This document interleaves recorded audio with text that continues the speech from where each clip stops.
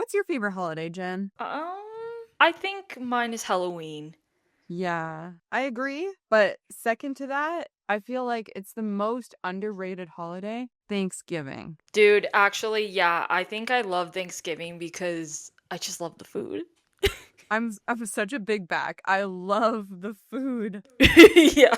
Like something about turkey and gravy and stuffing Mm. just makes my heart happy. And this year, And you don't have to buy gifts. yeah, that's true. And this economy, no. Interestingly, this year I've like discovered that I really fucking love beets. Oh, So like, yeah. I don't know. Just felt like I needed to tell you that. Thank you for that. Anytime. Well, some people like Thanksgiving too. There's one particular Thanksgiving Eve particularly, that is kind of went down in history, and we're going to get into it today. So, this is using the Americans' Thanksgiving. If you didn't know, Americans and Canadians, because we're Canadian, very proud. Oh, Canada. They have a different Thanksgiving Yeah. than we do, but this is the American Thanksgiving. On the eve of it, at least. So on November 24th in 1971, there was a seemingly ordinary flight about to take place. It was going from Portland, Oregon to Seattle, Washington, and they were going to fly aboard Northwest Orient Airlines Flight 305. Little did they know, this flight was about to become the stage for the most intense, weird, and possibly one of the most interesting unsolved crimes to date in American history. It all started when a man approached the booth, like the counter, whatever you call it, of the Northwest Orient Airlines counter. He paid cash for a one-way ticket on Flight 305. It was just a short hop to Seattle, not a long flight at all. He paid for his ticket and he put his name down as Dan Cooper. But, Dan Cooper didn't actually exist. This was before 9/11 happened, so there wasn't a lot of, I guess, stricter airline rules like we have today. Like, they need to know, Like security. yeah, they need to know your social insurance number, your credit card, the wacky 3 digits on the back. By the way, if you want to give us, like, that's fine. But anyways, so this flight 305 was a Boeing 727, and it departed on schedule at 2:50 Pacific Standard Time from Portland. It carried aboard 36 passengers, and it had a crew of 6. Shortly after takeoff, Cooper, who was seated in the last row, handed a note to one of the flight attendants. Her name was Florence. She assumed it was just like, okay, he's a businessman, I guess, and he's just giving me his number. So she's like, thanks, tucks the note away. But he leaned into her real close, keeping his voice super low, but super stern. And he said, Miss, you better take a look at that note. I have a bomb. This is the skyjacking of Flight 305.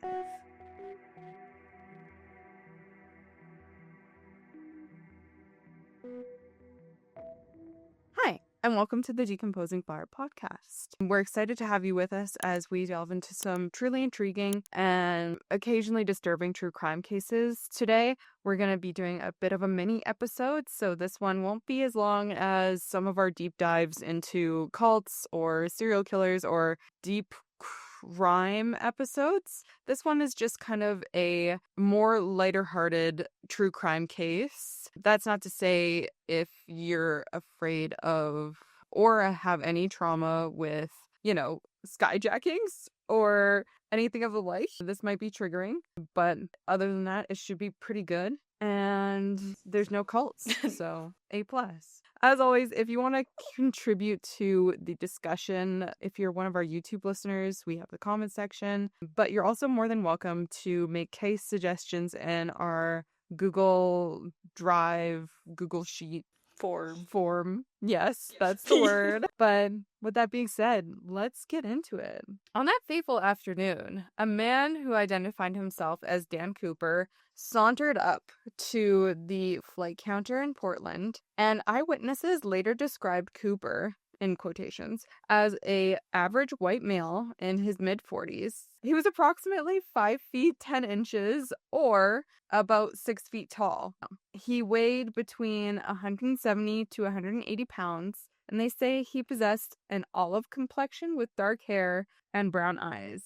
he was notably, and this is coming from the girlies, impeccably dressed in a brown or black business suit with a white shirt and a thin black tie. He had on a black raincoat, or some sources say like a trench coat, and brown shoes. So, I mean, he might not have been like 6 foot, blue eyes, works in finance, has a trust fund, but he was okay looking from what I will say. So, all the passengers got on board this flight 305, and Cooper took a seat right on 18E in the last row. And it was a flight like no other. He sat down very composed, no big panic or anything, not constantly look around. He had about him an air of composure, and he ordered a bourbon and a 7-Up from the flight attendant. Shortly after takeoff, once they got up to like cruising altitude and where they were like handing out drinks, Cooper initiated the hijacking by handing the note to the flight attendant, Florence, who was seated directly behind him. Like I said, she assumed it was just a home dog's number and was like, yeah, I'm gonna love this number, totally call you later, kind of deal. But that was when he said a firm, quiet whisper and said that she needed to look at this note, which immediately shattered the illusion of just a standard flight. She was trembling as she pulled it back out of her pocket, or some sources say her purse, and she opened the note, in which there was a neatly printed, like post-it note kind of, where he had written in all capital letters using a felt tip pen, saying, "Miss, I have a bomb in my briefcase, and I want you to sit next to me." Without questioning, she slid into the seat next to him, and Cooper opened up the briefcase, which showed 2 rows of 4 red cylinders, which she assumed were dynamite, which were attached by wire to this large cylindrical battery. So it seemed pretty convincing. With the threat established, he said to her that he had some demands. He wanted $200,000 in ransom to be delivered in knapsack by 5 p.m., along with the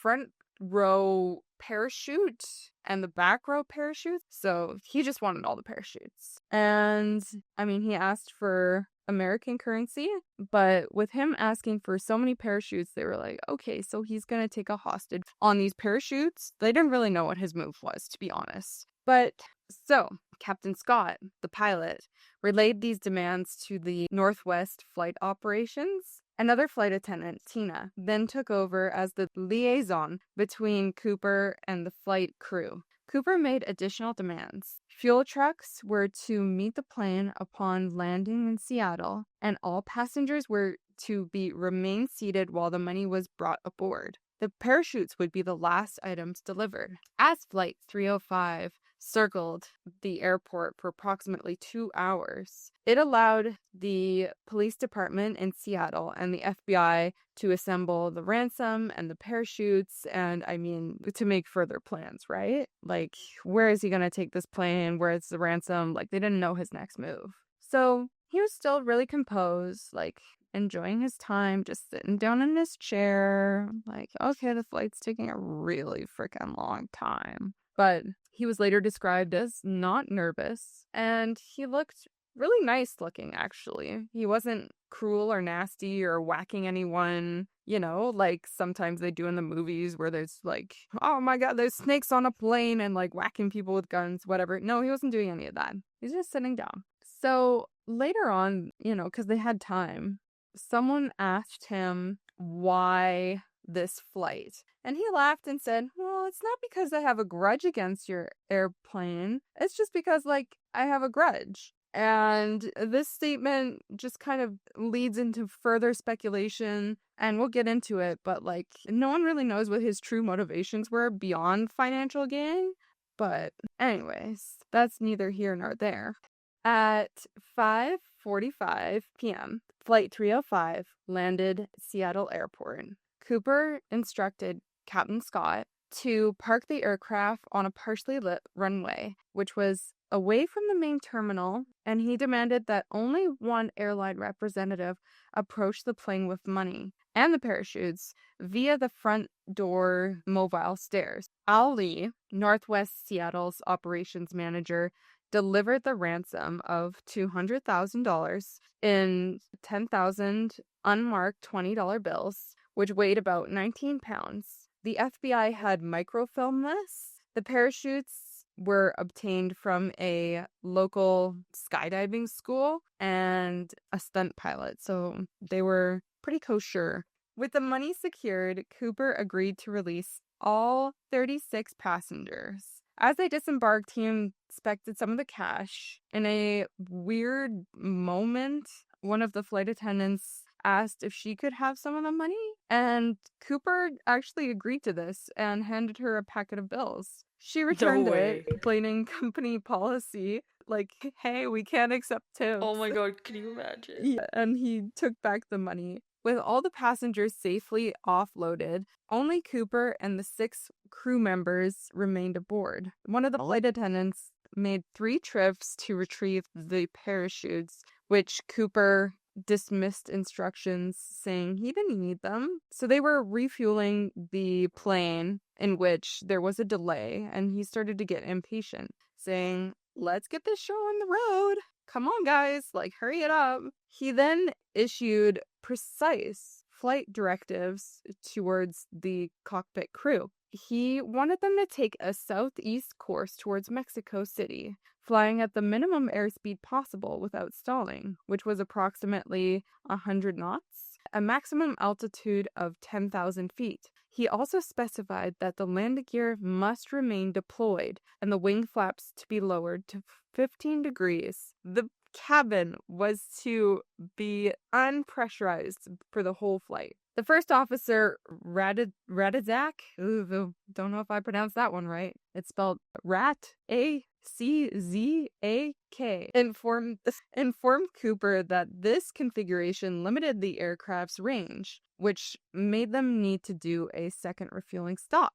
They agreed that they would stop in Tahoe Airport, and he initially demanded that the aircraft take off with the rear exit door open and its air staller extended. But the Northwest officials objected to this and agreed to lower it once it was airborne. It's really weird that this man, this random dude, knew precise knowledge about how the aircraft was to be operated, particularly the 15-degree flap setting, which allowed for the plane to go low and slow without stalling, which suggests that he really knew planes. And that's more than just a Mayday episode, you know? Yeah, that's more. He also knew about like a secret feature of this particular flight, saying that the aircraft could basically be operated in flight and not be overridden from the cockpit, which, you know, is just further like, what the fuck. But around 7:45, Flight 305 took off with Cooper, McLeod, Captain Scott, First Officer Radizak, Flight Engineer Anderson, and they were all aboard. They were followed by 2 F-106 fighters and Lockheed T-33 trainer following them. They maintained an S flighting pattern in order to stay out of Cooper's view. Shortly after takeoff, Cooper instructed McLeod to lower the staircase, and she was really fucking scared. Not gonna lie. Her biggest fear was being sucked out of the airplane, and he insisted that she return to the cockpit, close the curtain, and not return. McLeod's last glimpse of Cooper was him standing in the aisle, tying what appeared to be the bag of money around his waist. Around 8 p.m., a cockpit warning light flashed, indicating that the staircase had been deployed. The home dog lowered the staircase. Captain Scott's he went on the intercom and asked if he needed help, and Cooper's final reply was one word: no. At approximately 8:13, the aircraft's tail section suddenly pitched upward, a clear indication of his jump. At 11:02 p.m., Flight 305 landed in Tahoe International Airport, and it still had the staircase deployed. But notably, Cooper had vanished. The moment Flight 305 touched down in Tahoe Airport without its passenger, a massive and unprecedented investigation launched. However, Cooper seemingly disappeared into the air that he had jumped out of. Upon landing, FBI agents, state troopers, sheriff deputies, and local police immediately established a perimeter around the aircraft. Captain Scott's search of the cabin confirmed that Cooper was no longer aboard, and the FBI bomb squad declared the cabin safe after a 30-minute sweep. The initial forensic exam of the plane yielded several pieces of evidence. There were 66 fingerprints, Cooper's black clip-on tie, and 2 of the 4 parachutes that he had been given, one of which was found with the lines cut on the canopy. FBI agents embarked on extensive interviews with eyewitnesses in Seattle and Tahoe, and they had a couple sketches of what he might have looked at, but they quickly found out that his name was a pseudonym. So they really tried to define where the search area is, but it was super hard because despite everything going relatively slow, there was a lot of environmental conditions along the flight that really changed as they were going along with their altitude and location, and only Cooper knew how long he remained in free fall before he deployed the parachute, which also, determined on where his location was. Like, he could have been like right below there, or he could have glided for a little bit and just kind of floated around. Don't really know. The pilots that were falling behind, you remember them. You're like, what the fuck? They were right there. How did you not see a man jump out of a plane? But they said that they had no visual contact with anyone jumping or deploying a parachute. It was a moonless night coupled with extensive cloud cover, and there was a complete lack of ground lighting. It made visual detection nearly impossible. Despite these challenges, the FBI mounted an extensive search. On December 6th of 1971, just 12 days after the hijacking, FBI Director J. Edgar Hoover authorized the use of Air Force SR-71 Blackbirds to retrace and photograph Flight 305's flight path in an attempt to locate any items that Cooper may have dropped. They did 5 flights, but they were all unsuccessful due to poor visibility. In an attempt to understand the jump dynamics, FBI agents conducted a lot of jumps out of the same kind of Boeing aircraft in an identical flight configuration. They pushed a 200-pound sled out the open stairwell and successfully reproduced the upward pitch that was noted in the tail section that day, the moment Cooper likely jumped. So initially they thought that the landing zone would be on like the southernmost outreach of Mount St. Helens, which was a few miles southeast of Washington, near like a lake called Merowyn. So they really heavily searched there, but it was super forested, I'm not gonna lie. Technical term. FBI agents and sheriff deputies meticulously searched on foot, by helicopter, and even did door-to-door searches of local farmhouses. There were boats going all over the lake and the reservoirs to the east. Despite these searches, neither Cooper or any of the equipment that he carried was ever found. And they really tried again. There were lots of aerial searches going on by even the Army. And while they had kind of broken numerous treetops and objects resembling canopies as they went along, there was nothing relevant to the hijacking. Early 1972, after the spring thaw, there were additional ground searches conducted for another 18 days in March and then another 18 days in April. There were over 200 soldiers that were used for these searches, along with Air Force personnel, National Guardsmen, and civilian volunteers. There were even a marine salvage firm that used a submarine to search the 200-foot depths of the lake. During one of the searches, they found skeletal remains of a murdered teenage girl, but no such luck finding any skeleton of a well-dressed businessman. Later, flight analysis data came by, which was done by another pilot just flying behind Flight 305, revealed that the initial wind direction calculations were incorrect, leading to a recalculation of his drop zone. So they were searching over the wrong area the whole time. So it was discovered that Cooper likely jumped over the Washigoto River watershed, but despite them, again, researching this whole area, doing the whole damn thing over, they've yet to find any physical clues, which was likely all wiped out due to the eruption of Mount St. Helens in 1980. So even though he disappeared, there was still a little bit of physical evidence that he left behind. But, each one is minor and it had its own set of puzzles, but there were no leads from this. They really went over and over what they had, though. All they had was his black clip-on tie with a gold tie clip that had I don't know, a little pearl on it. They found that this tie was sold exclusively at JCPenney department stores that had been discontinued in 1968. In 2001, the FBI managed to build a partial DNA profile based on samples found within his tie. However, there was no breakthrough.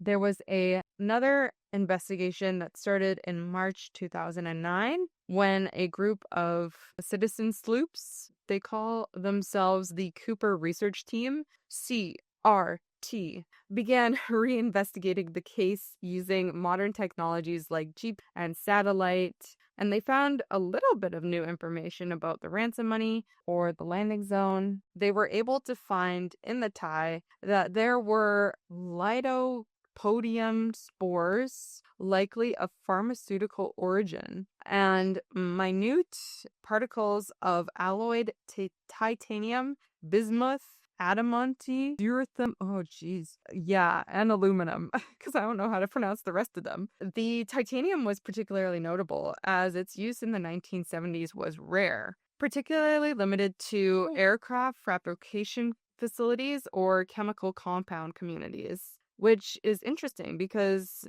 Homedog had so much information about how to operate planes, which is okay, maybe he was a plane guy before this all happened. I mean, you're probably oh, they found 2 hair samples. Yeah, so they did, but a single strand of limb hair was found on a seat, and a single strand of brown Caucasian head hair was found on the hair rest. The limb hair was useless and destroyed, but tragically the hair sample was lost in 2002. So that one's gone. Oh. Yeah. Bro just flew out of a plane and disappeared. Yeah, he was just threw up peace signs. Bye. Oh my god. But literally after almost a decade after the hijacking, on February 10th, 1980, a significant discovery reignited the public interest. 8-year-old Brian Abraham was vacationing with his family in on Columbia River. It was this beachfront bar that they were hanging out in. And they uncovered 3 packets of disintegrated $20 bills, totaling about $5,800. The bills were weathered, but still bundled in their rubber bands. And FBI technicians confirmed that the serial numbers matched the ransom money. Oh, wow. But, this left more questions than answers still. The bundled bills had washed freely into the Columbian River, and they were matted together. So, they'd been in the river for a long time, it seemed like. However, this idea kind of collaborated with Cooper landing near Washigo River, which also merges with Columbia River. However, there's still some contradictions here. It fails to explain why 10 of the bills were missing from the one packet, how 3 of the packets remain together, or why the rubber bands were still there, as they should have disintegrated by now.